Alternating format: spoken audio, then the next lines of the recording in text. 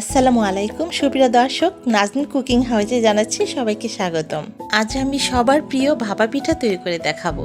আর আমি জানি কম বেশি সবাই এই পিঠাটি খেতে খুবই পছন্দ করে।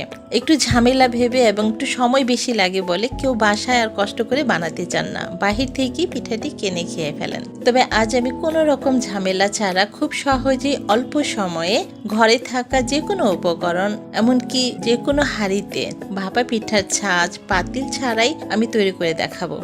আশা করছি যারা এতদিন ঝামেলা ভেবে তৈরি করেননি, আমার রেসিপিটি ফলো করে খুব সহজেই এখন ঘরে সবাই তৈরি করতে পারবেন ভাপা পিঠাটি। ভাপা পিঠার জন্য লাগবে চালের গুঁড়া, গুড়, নারিকেল। আর গুড়টাকে আমি এইভাবে গ্রেট করে নিয়েছি। এই কাজটা আপনারা বটি কিংবা ছুরি দিয়েও করতে পারেন। আর ভাপা পিঠা তৈরি করার জন্য অবশ্যই খেজুরের গুড় নিতে হবে। খেজুরের গুড় দিয়ে ভাপা পিঠা তৈরি করলে এর স্বাদ বহুগুণ বেড়ে যায়, খেতে খুবই সুস্বাদু হয়। আর এখানে আমি 3 কাপ পরিমাণ শুকনো চালের গুঁড়া নিয়েছি। বাজারে যে পাওয়া যায় প্যাকেটে, সেই চালের গুঁড়াটাই নিয়েছি। অনেকে বলেন যে শুকনো চালের গুঁড়া দিয়ে ভাপা পিঠা তৈরি করা যায় না। আসলে ভেজা চালের গুঁড়া, শুকনো চালের গুঁড়া দুটো দিয়েই তৈরি করা যায়। আমি চালের গুঁড়াগুলোকে প্রথমে একটু নর্মাল পানি দিয়ে এখানে একটু একটু করে গুঁড়ির সাথে মিশিয়ে নেব। আর ভাপা পিঠার জন্য চালের গুঁড়া কিংবা পানির নির্দিষ্ট কোনো পরিমাণ নেই। আপনি যতটুকু ভাপা পিঠা বানাবেন তার উপর নির্ভর করে চালের গুঁড়াটা নিতে হবে। প্রথমে আমি একটু একটু করে পানি দিয়ে মিশিয়ে নিচ্ছি আর দিচ্ছি এখানে লবণ, স্বাদ মতো দিয়ে দিচ্ছি। আর লবণের পরিমাণটা যেন সঠিকভাবে হয়, যদি কম বা বেশি হয় তাহলে কিন্তু ভাপা পিঠা খেতে ভালো লাগবে না। একটু একটু করে পানি দিয়ে মিশিয়ে ভাপা পিঠার এই গুঁড়িটাকে তৈরি করে নিতে হবে। এক পর্যায়ে যখন দেখবেন যে চালের গুঁড়ি একটু হাতে মুঠি করার পর দেখছেন যে ঝরঝরে পড়ে যাচ্ছে, তাহলে বোঝা যাবে যে ভাপা পিঠার জন্য গুঁড়িটা পারফেক্টভাবে তৈরি হয়নি।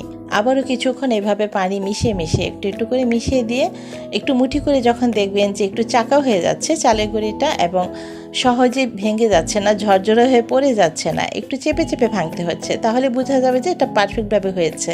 আর ভেজা চালের গুঁড়ার চাইতে শুকনো চালের গুঁড়াতে পানির পরিমাণটা একটু বেশি লাগে। আর যেহেতু আমি শুকনো চালের গুঁড়া দিয়ে পিঠাটি তৈরি করছি, তার জন্য এই চালের গুঁড়াটাকে আমি 30 মিনিটের জন্য রেস্টে রেখে দিচ্ছি। 30 মিনিট পর এটাকে চেলে নিতে হবে। এখন আপনি যে কোনো চালনি কিংবা এই ধরনের একটা প্লাস্টিকের ঝাঁপিতেও চেলে নিতে পারেন। আর এই ধরনের প্লাস্টিকের ঝাঁপি সাধারণত সবার বাসায় থাকে এবং খুব অল্প সময়ে এবং খুব সহজেই চেলে নেওয়া যায়। ঠিক একইভাবে আমি সবগুলো চালের গুঁড়ি চেলে নিয়েছি। এখন পিঠা তৈরি করে নেব। তার জন্য এমন একটি স্টিলের ছাঁকনি নিয়েছি আর নিচে এমন একটি নেটের কাপড়টাকে আমি ধুয়ে তারপর কিছুটা পানি নিকড়ে নিয়েছি। এখন উপরে দেখুন এভাবে সাজিয়ে দিয়ে আমি প্রথমে দিচ্ছি চালের গুঁড়া, তারপরে দিচ্ছি গুড় আর ফ্রেশ কোরানো নারকেল দিচ্ছি। আপনার হাতের কাছে যদি পাতলা এরকম নেটের কাপড় না থাকে তাহলে পাতলা সাদা সুতি কাপড় নিতে পারেন, কিংবা নেটের যে ব্যাগ আছে সেগুলোও নিতে পারেন। আমি কিভাবে সাজিয়ে এনেছি আপনারা একটু লক্ষ্য করলে বুঝতে পারবেন।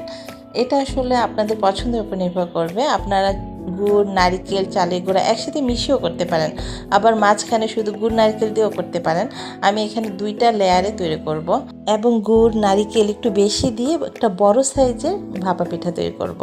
আর ছোট ছোট করে ভাপা পিঠা বানালে কি হয়, সময়টাও বেশি লাগে এবং কষ্টটাও একটু বেশি হয়।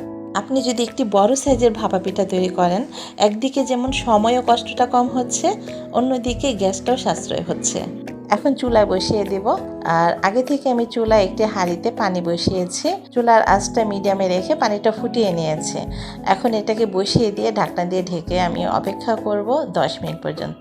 আপনি যদি ছোট ছোট ভাপা পিঠা বানান তাহলে সময়টা আর কম লাগবে। আমি একটা বড় সাইজের ভাপা পিঠা বানাচ্ছি, তার জন্য আমার এখানে 10 মিনিটের মতো সময় লেগেছে ভাপা পিঠাটা হতে।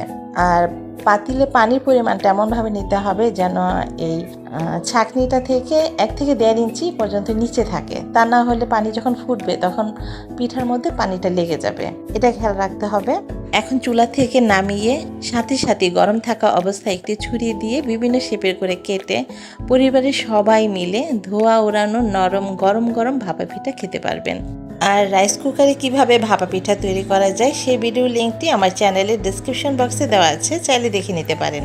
আশা করছি আমার রেসিপিটি ফলো করে বাসায় একবার হলেও ট্রাই করবেন এবং আমার বিশ্বাস এখন থেকে যে কেউ খুব সহজে কোনো রকম ঝামেলা ছাড়াই ঘরে ভাপা পিঠা তৈরি করতে পারবেন।